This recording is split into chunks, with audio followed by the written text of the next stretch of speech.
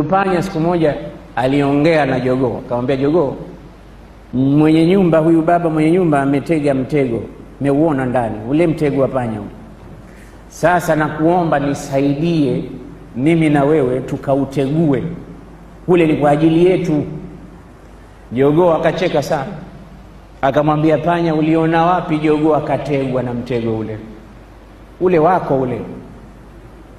Sasa tumia mwenyewe maarifa yako peke yako, usiniingize mimi, kautegue mtego ule.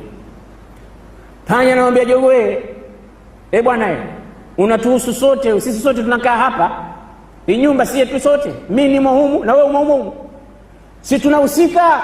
Kaambia mimi sihusiki, kuku hategwi kwa mtego huo, mtego wa panya tu, na panya ndo wewe. Panya amemuishia jogoo. Siku si siku, mwenye nyumba amelala, mtego wake usiku akausikia umedata chaka, akajua tayari. Kumbe haukukamata panya, umemkamata nyoka.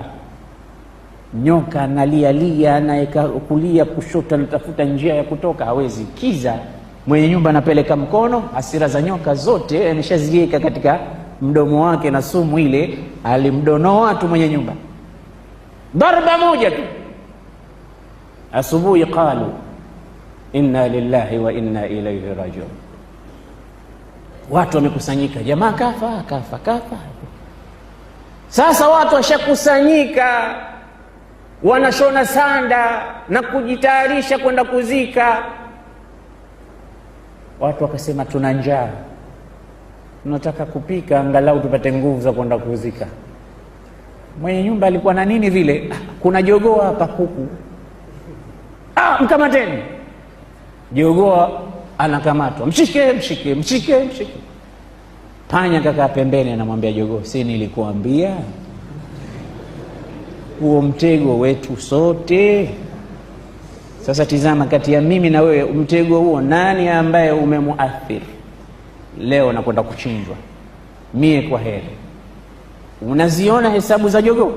Alijua tu panya atakamatwa, kumbe kaenda kakamatwa nyoka kaua mwenye nyumba anakwenda kuzikwa, watu wanataka kupika kiteweo, kuku, sio panya. Watu walipanya,